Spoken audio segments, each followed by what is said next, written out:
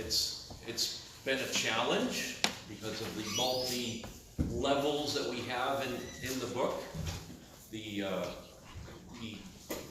different things going on here in chapter 2, and we're actually in chapter 3, but in chapters 2 and 3 are focused 4 different views or 4 different prophecies that God gave, showing the same thing, the destruction of Nineveh, and the different things going on with that.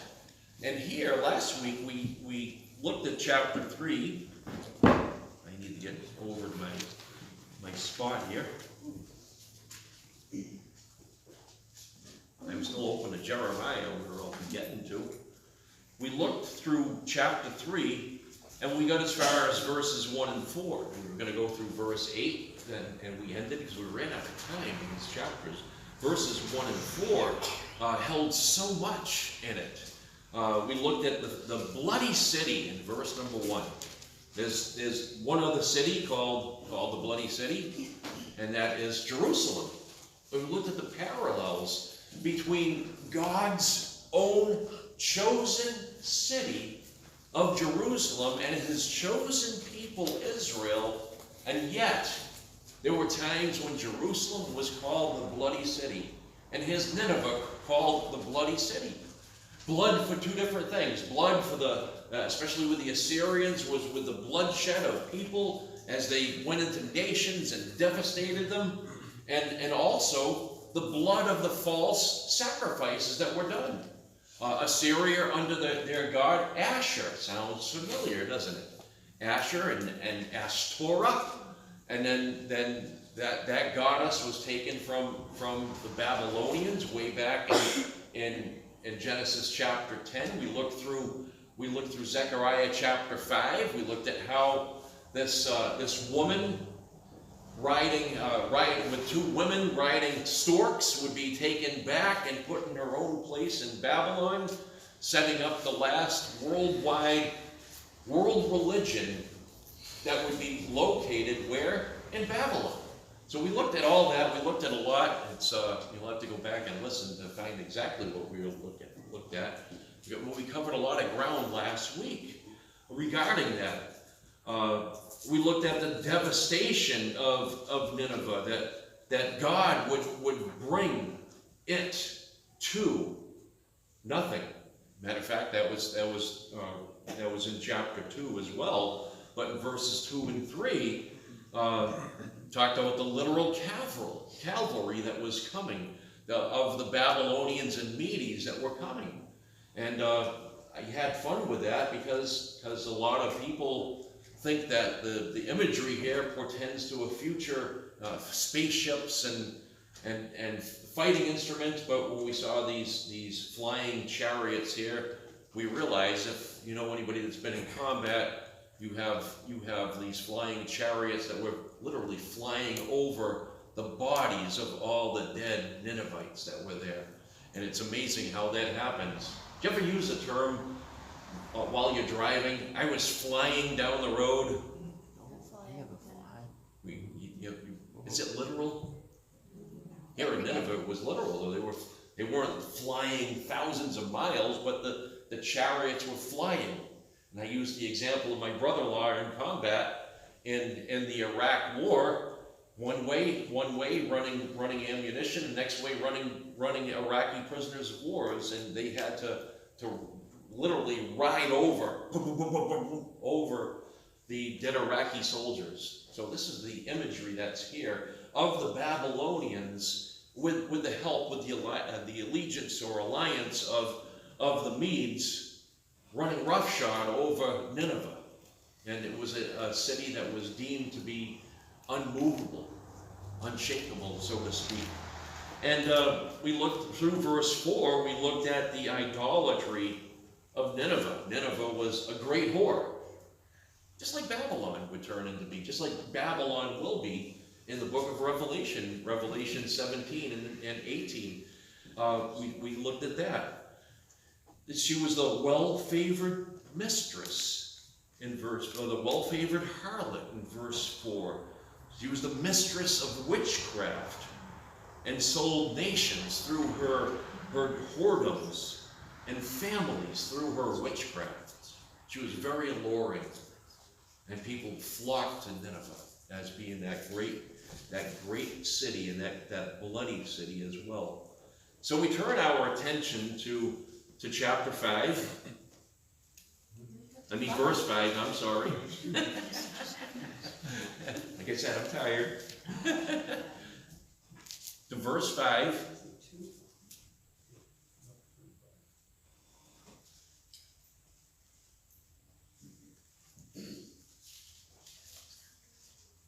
Why don't we start off? Let's read the chapter again. Start from verse number 1. Woe to the bloody city! It is all full of lies and robbery. The prey departeth not. The noise of a whip, and the noise of the rattling of the wheels, and of the prancing horses, and of the jumping chariots.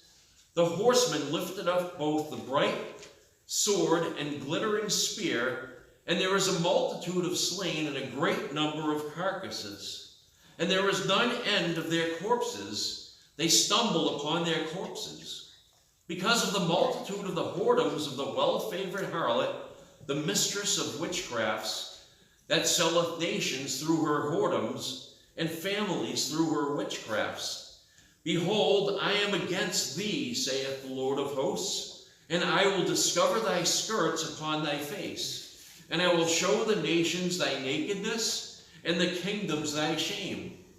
And I will cast abominable filth upon thee, and make thee vile, and will set thee as a gazing stock. And it shall come to pass that all that look upon thee shall flee from thee, and say, Nineveh is laid waste. Who will bemoan her? When shall I seek comforters for thee? Art thou better than populous No, that was situate among the rivers, that had the waters round about it, whose rampart was the sea, and her wall was from the sea? Ethiopia and Egypt were her strength, and it was infinite.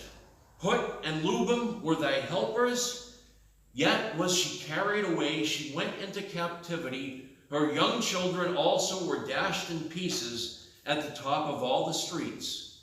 And they cast lots for her honorable men, and all her all her great men were bound in chains. Thou also shalt be drunken, and shalt be hid. Thou shalt seek strength because of the enemy.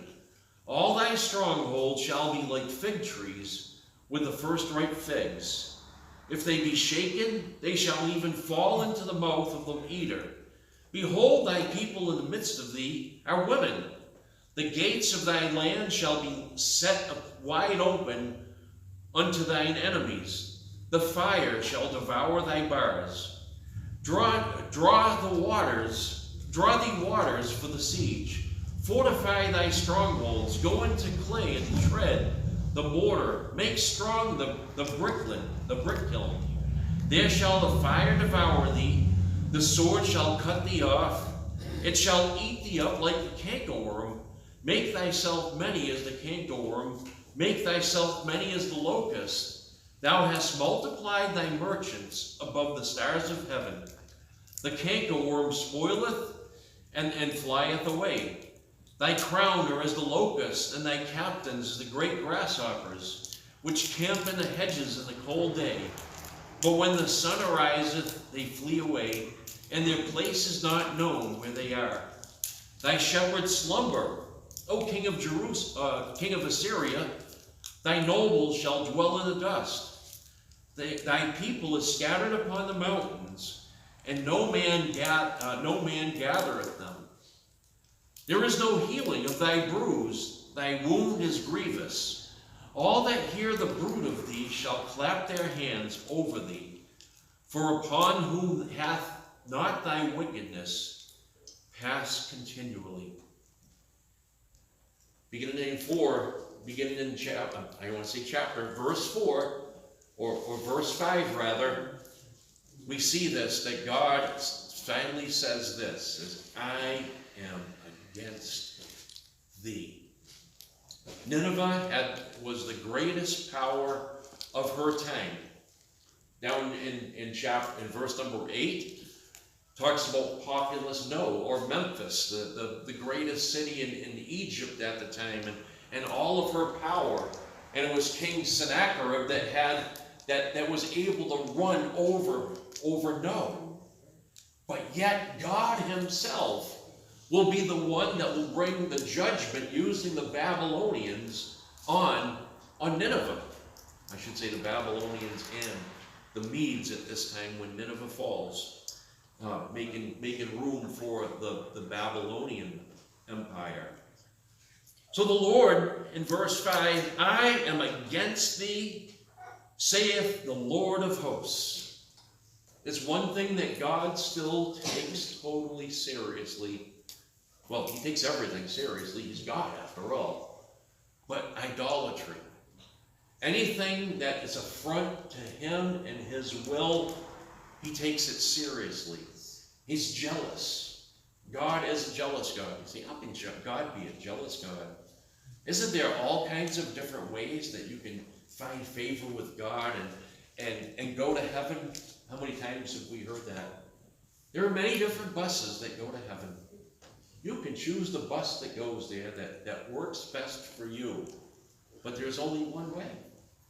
There's only one way, and that's through Jesus Christ and his death on the cross. That's the only way that there is to go to heaven. Even before the cross, there was only one way to trust the Lord. And you know what that was? That was to trust the Lord. There was only one way. Put your faith in him, even no matter what time or what season that they were in. Remember, Nineveh had believed the preaching of Jonah against Jonah's intentions, because Jonah was a typical person. He wants to see the wrath of God poured out on the enemies of Israel. But yet, he knew that God was a merciful God, and God did show mercy to that city of Nineveh through Jonah. But yet, they would do like most major cities, most major empires. They would turn and they would think that they were the greatest thing. They were equal to or higher to God.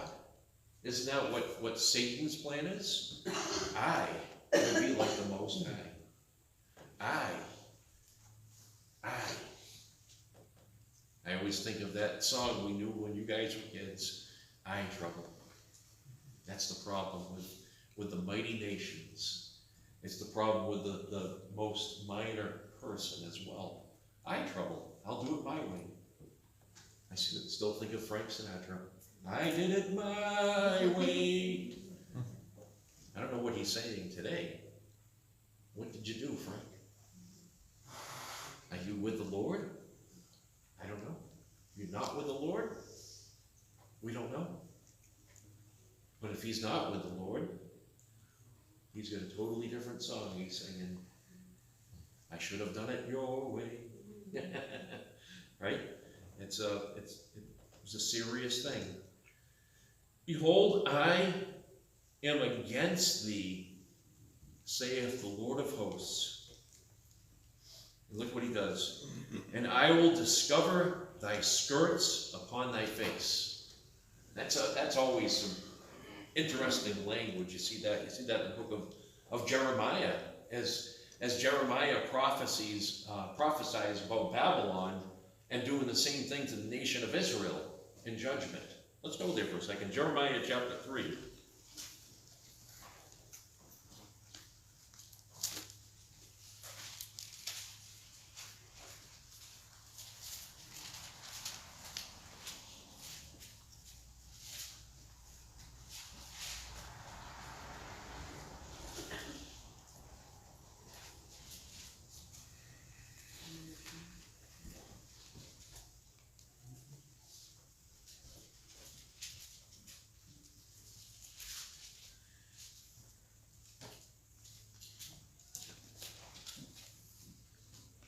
I'm sorry, Jeremiah 13. It's Isaiah 3. that I want to go into. Jeremiah 13.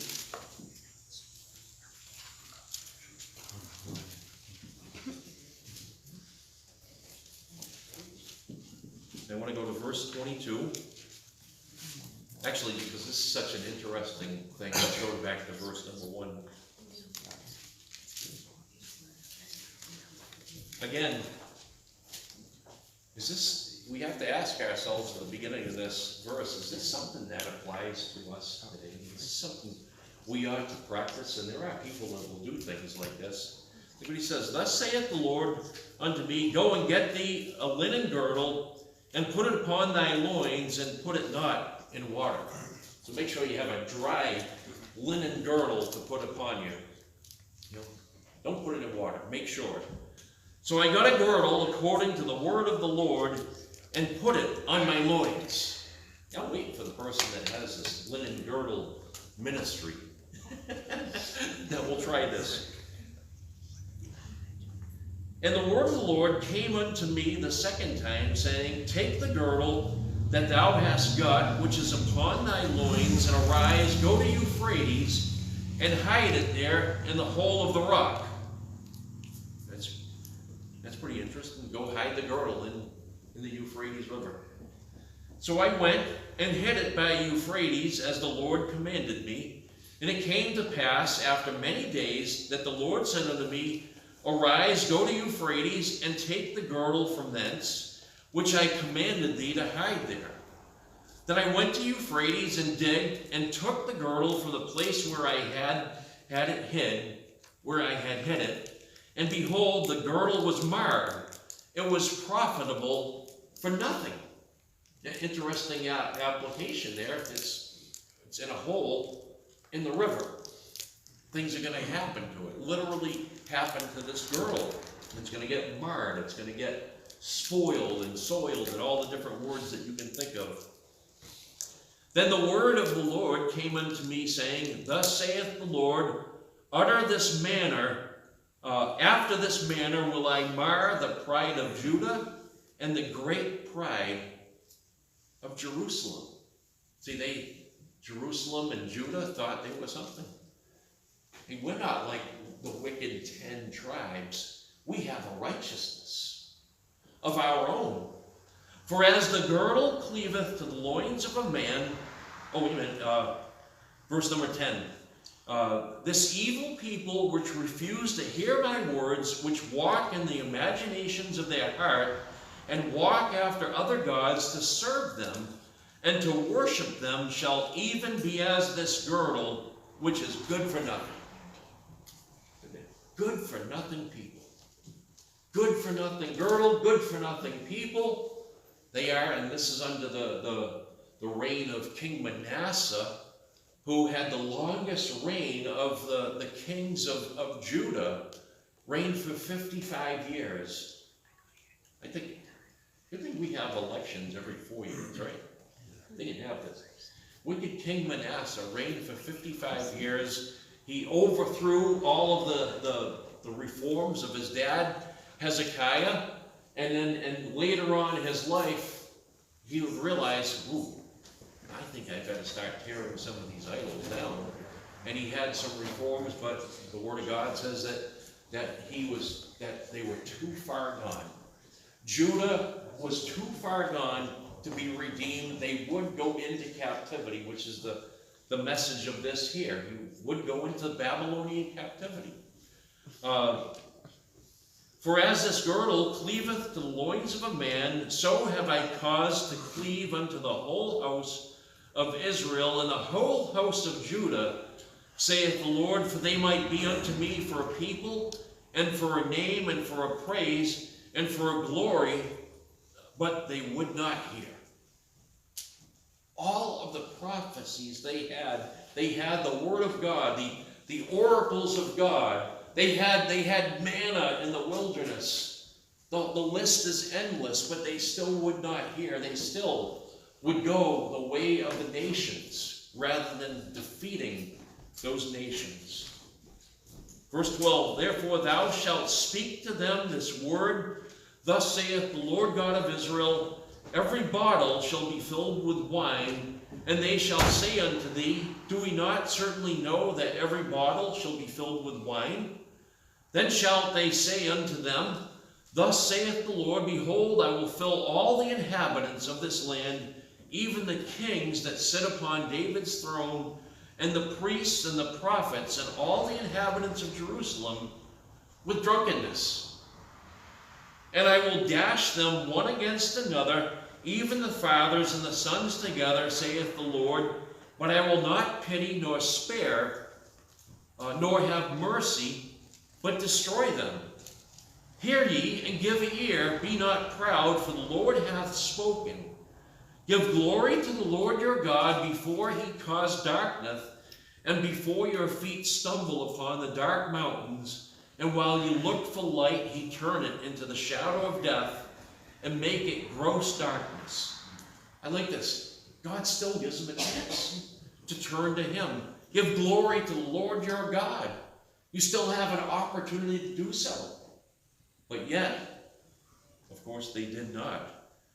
But if you will not hear it, my soul shall weep in secret places for your pride, and mine eyes shall weep sore and run down with tears, because the Lord's flock is carried away captive.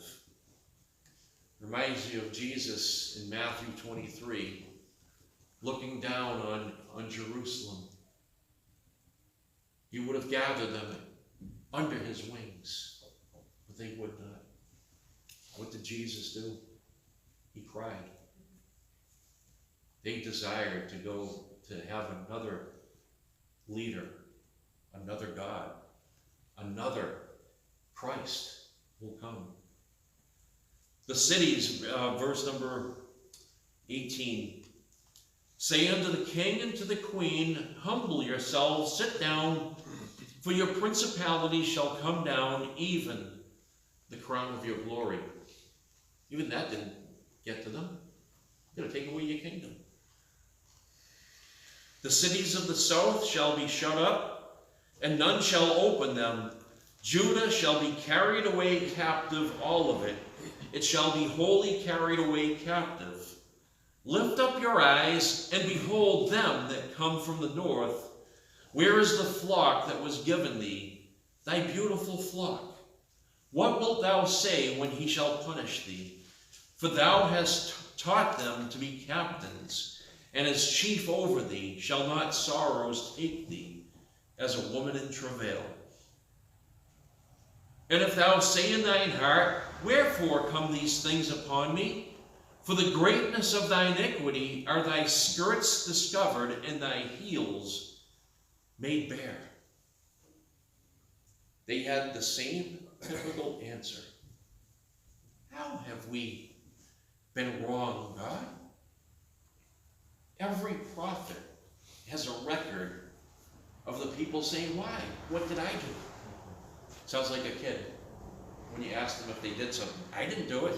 You know full well, I didn't do it. Reminds me of what was the little cartoon that's, I don't know if it's in the paper still, because I haven't seen a paper in I don't know how many years, but the family circle, or circus. There was little Billy would be asked if he did something. It was never him, but he had a little ghost called the Not Me ghost that followed him around. Not me. I've been in Hosea a lot, I've been mentioning it. Same thing. Where have we done wrong?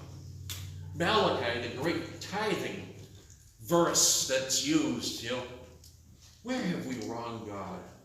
He says in tithes and offerings. They gave credit. They gave credit to Baal. They gave credit to the false gods, when it was God that provided their needs according to his riches and glory. It was God that provided the corn, the wine, all the things that they had, and yet they attributed it to Baal. They would still put on their uniforms. They'd still put on their best clothes. They'd have as we see here, the hem of their garment that would be there, that would cover up their unrighteousness. They played the part.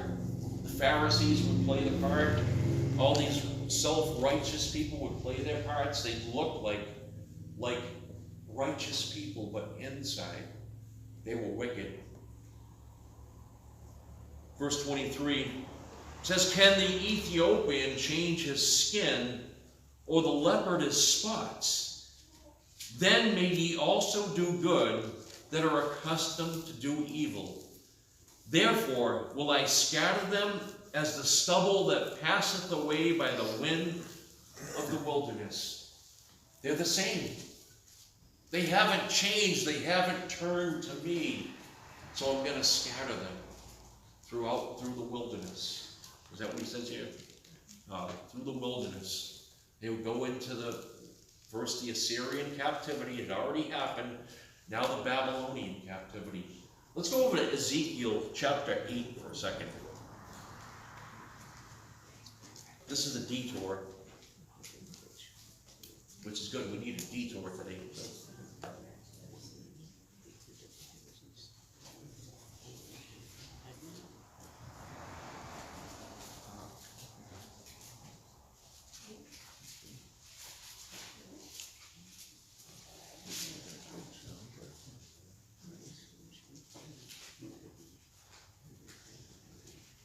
Let's go to verse number 1.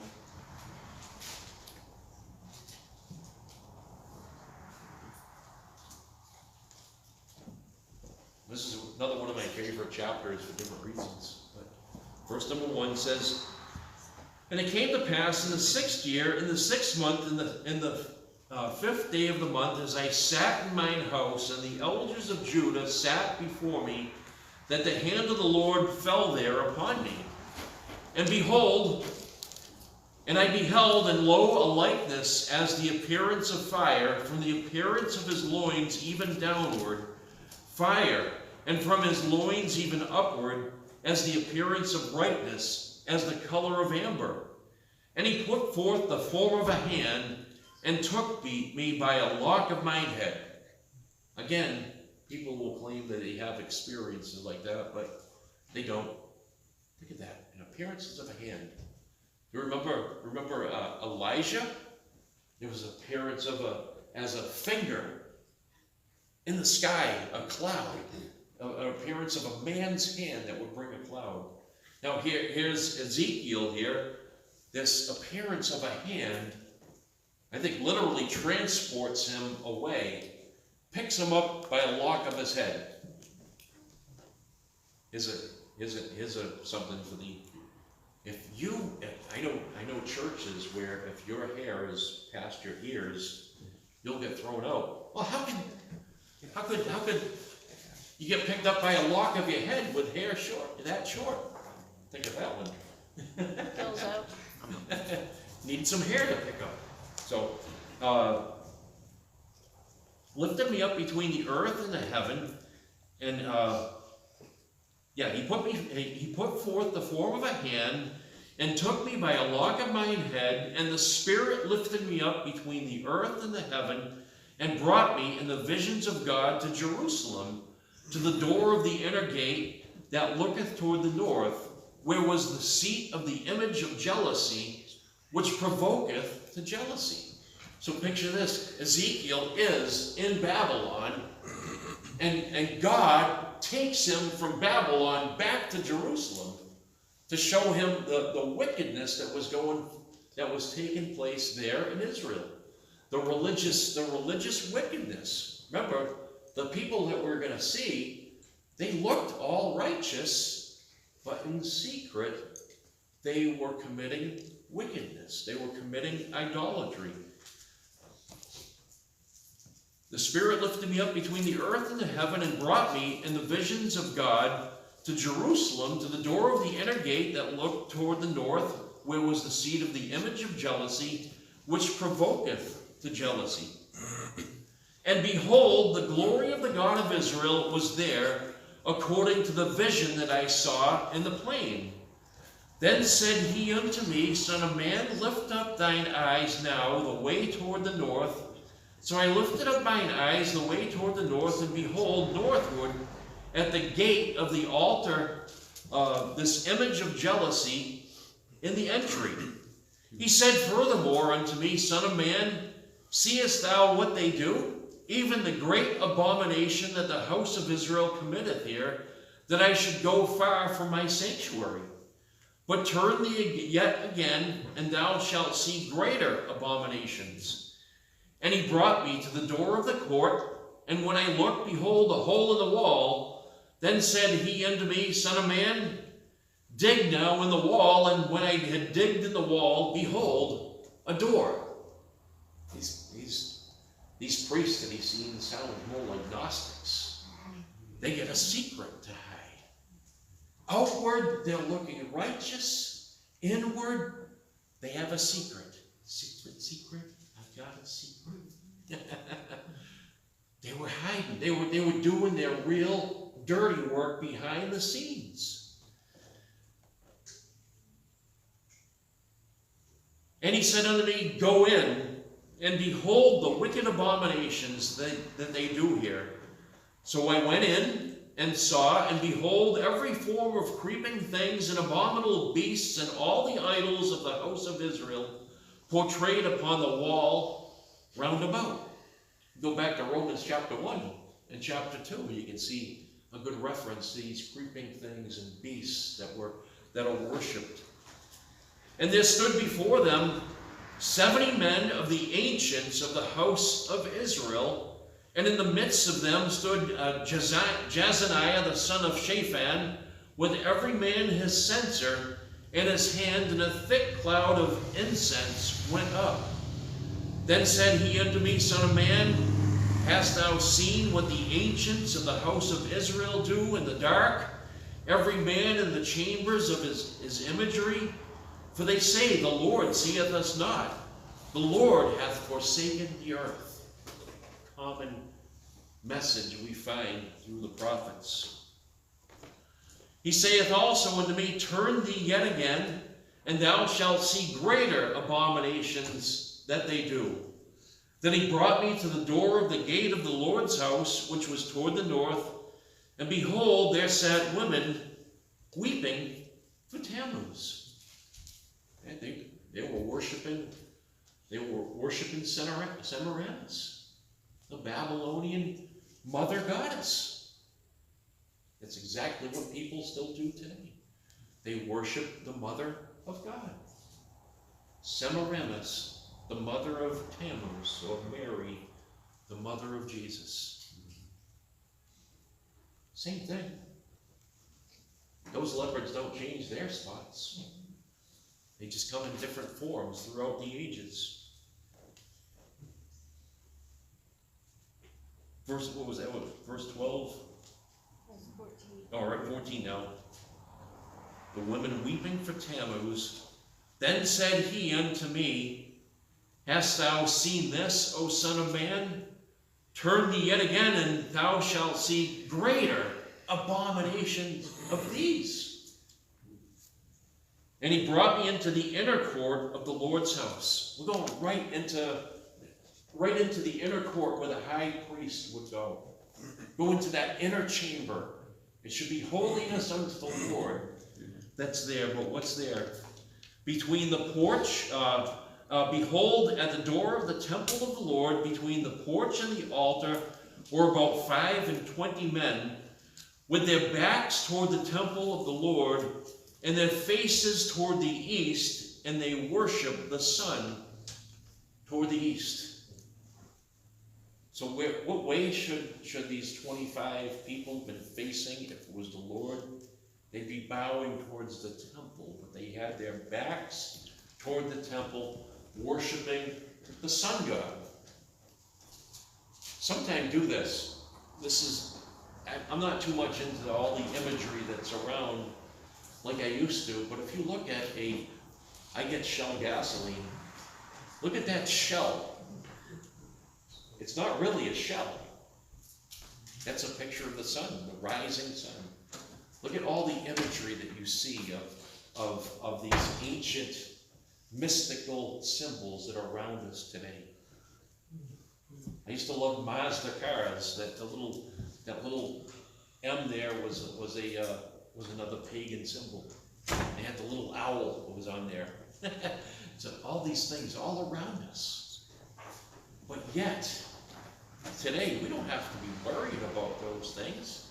We have salvation. Salvation is by grace through faith alone. We have Jesus Christ our Lord. So let me continue here. See if we see any greater abominations than these: worshiping the sun. Sun worship would continue through the years, also continues today.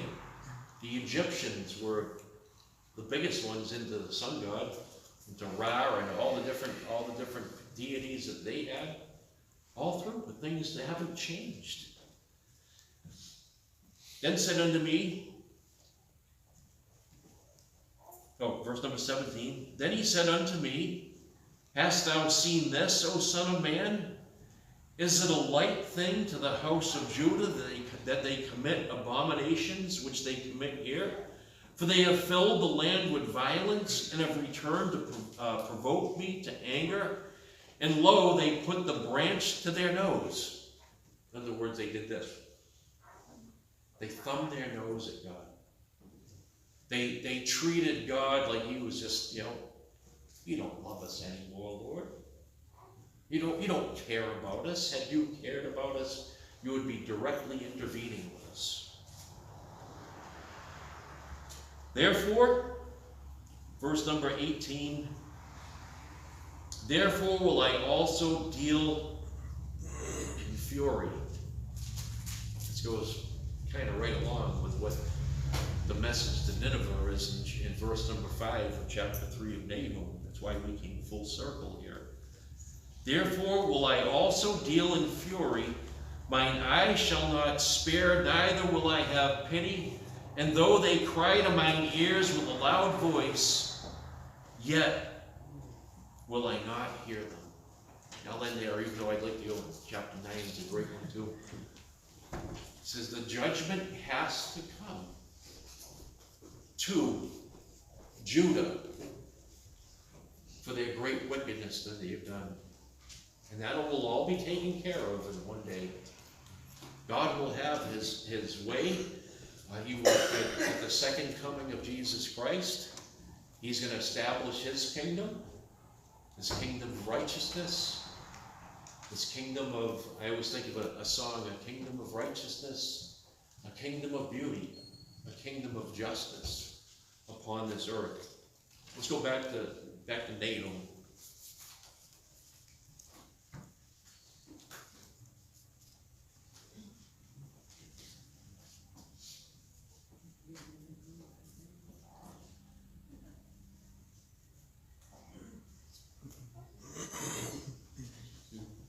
What I find amazing is that the judgments upon Nineveh, upon the Assyrians, God is going to bring those same judgments to the house of Israel.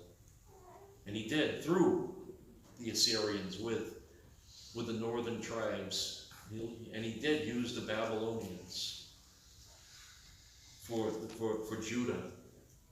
And he will one day, the Jews will be scattered, even in the end, during the period of the book of Revelation.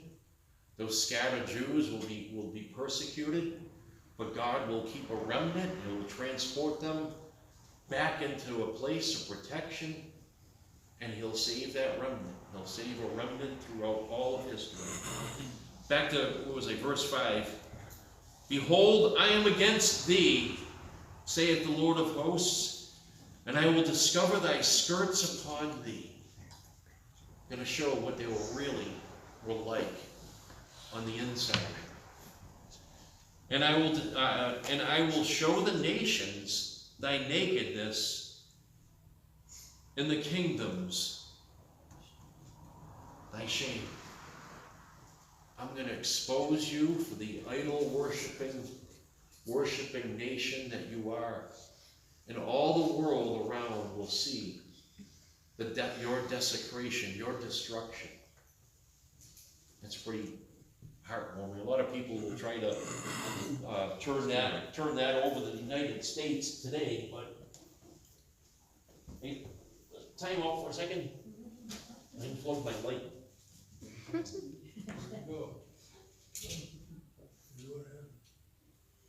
You guys are all left here. I'm out of here.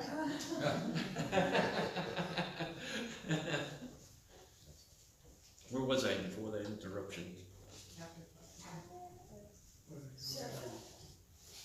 Yeah, back at the end of verse 5 of Nahum. The kingdom's thy shame. Look at verse number 6.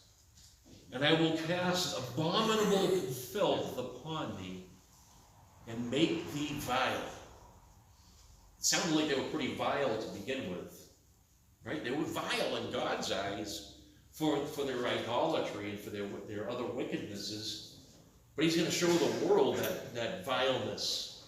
He's going to show the nations around their true nature that they have.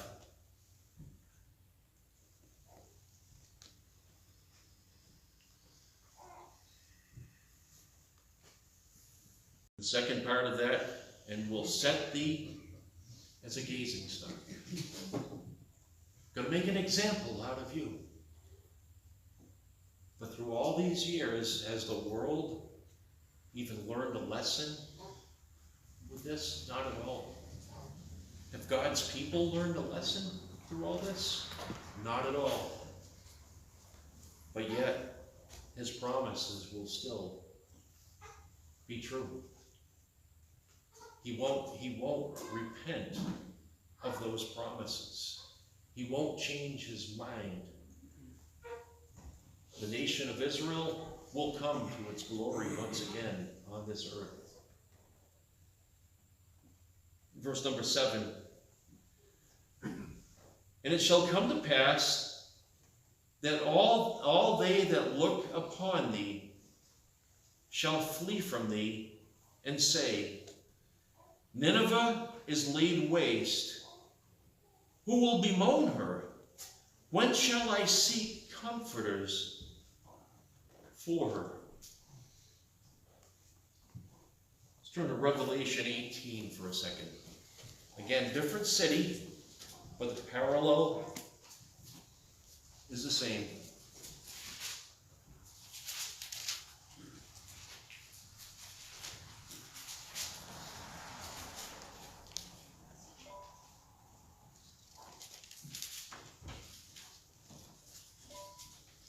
Let's go down to, we'll save the whole chapter for another time. Verse number 9. This deals with the city of Babylon, instead of Nineveh. And the kings of the earth who have committed fornication and lived deliciously with her shall bewail her and lament for her when they shall see the smoke of her burning, standing afar off for the fear of her torment, saying, Alas, alas, the great city Babylon, that mighty city, for in 1 hour is thy judgment come.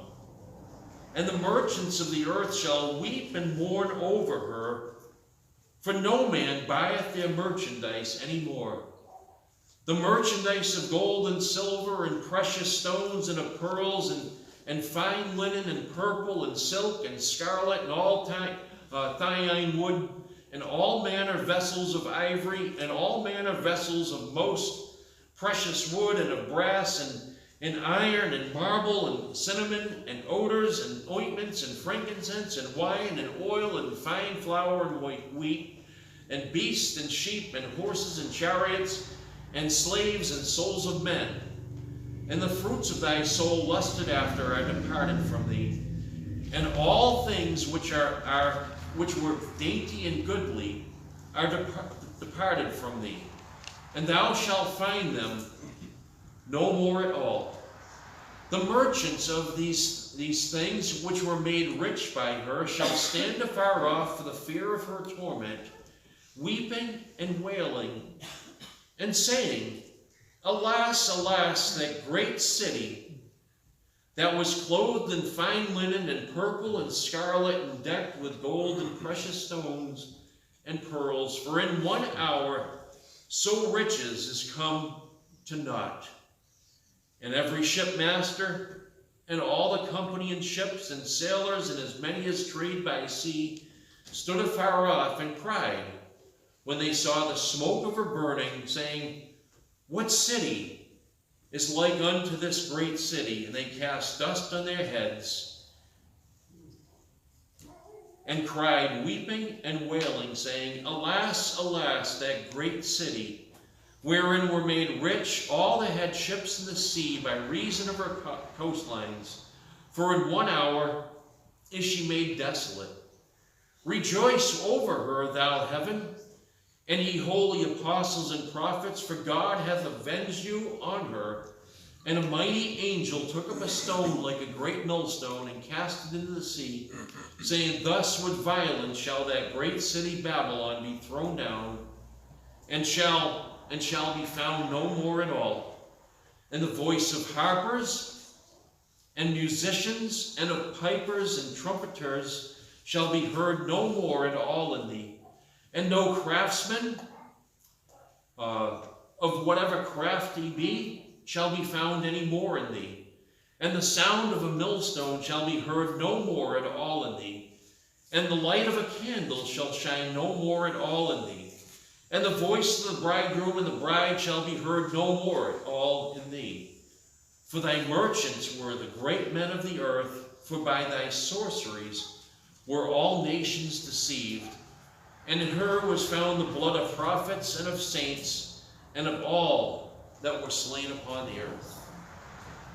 So we see the parallel between Nineveh being overthrown, but yet Babylon would rise and would be overthrown forever. And God will do that overthrowing when Jesus Christ returns, establishes that kingdom on the earth, the earthly kingdom, the millennial kingdom on the earth. Then again, we have the great city referred here in Revelation 18, the great city Babylon. Jonah refers to Nineveh as the great city, and the book of Revelation in chapter 11 refers to Jerusalem as that great city, and also was a great city in Revelation 21, uses an allegorical great city, a spiritual Sodom and Gomorrah. So we see these great cities. Nineveh, judged to rise no more. As I was saying a few weeks ago, they left a great record of the things they accomplished in their own eyes. Babylon will be no more. Jerusalem is going to keep on going. That's the chosen city. That was overthrown one time in 70 AD, and even then they didn't overthrow the whole place. There's left parts of it standing. But one day, it's going to be inhabited. Well, it is inhabited now. It's going to be the capital city of the world. Every nation will have to come, not to Babylon, as we saw in 18, not to Nineveh, as we've seen, but they'll have to come through Jerusalem. They'll be the head and not the tail.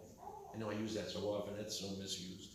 But the reality is God has his way with these cities. As soon as God said, I am against thee, to Nineveh, know that her time was up. Even after 100+ years ago, before this time, God repenting of judging her. But he has his way. Amen. Today, there's only one hope that we have. Believe the gospel. Jesus Christ died, was buried, and rose again according to the scriptures. That's our message. We believe that. Don't have to do anything else. Don't have to walk a line. Don't have to walk to an altar. Don't have to say special prayers. Nothing. Just believe. And God will save the person that believes. No question about it. By faith.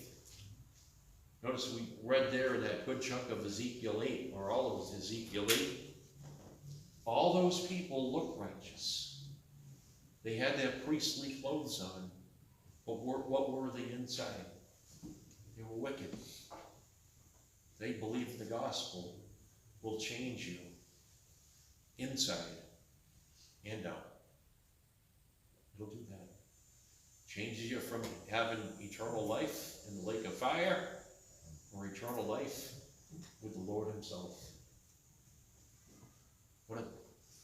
That would be, imagine people will choose the wrong answer all the time with that. But yet that's what happens. Amen. The Lord has his way. The Lord hasn't turned his face against us. Matter of fact, he's given us these promises. We may think that he's turned his face against us sometimes, but he's not. Our perspective is the thing that needs to change. We need to realize who we are in Christ, our identity in Christ. New creatures. Old things are past, all things are become new. We're complete in Christ. We have everything pertaining to life and godliness through Christ. All these things that we have right now. We don't have to wait for those. They're at our disposal.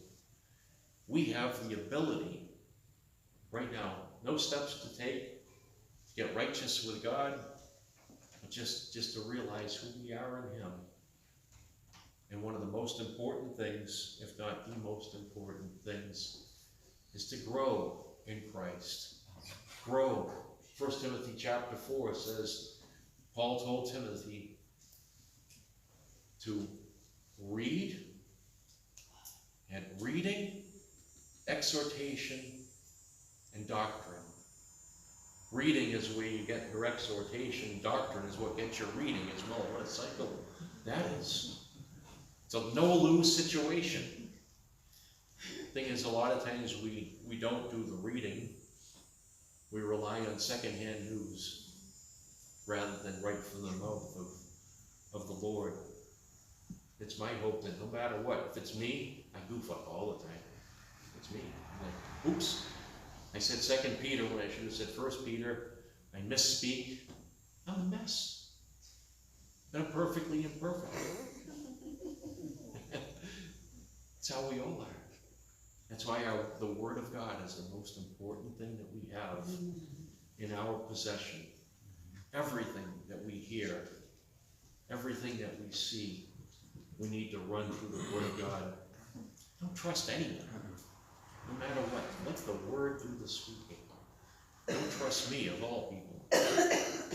And then, wish Riri was here. Riri's away on vacation. He said, you were the first person that said not to trust me. Every church she had said that she had gone to, I found this hard to believe, because everybody should be saying it.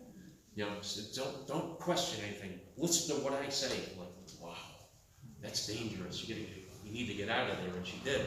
So, but everything that we hear and see filtered through the Word of God. And that Word of God will do wonderful things. Amen.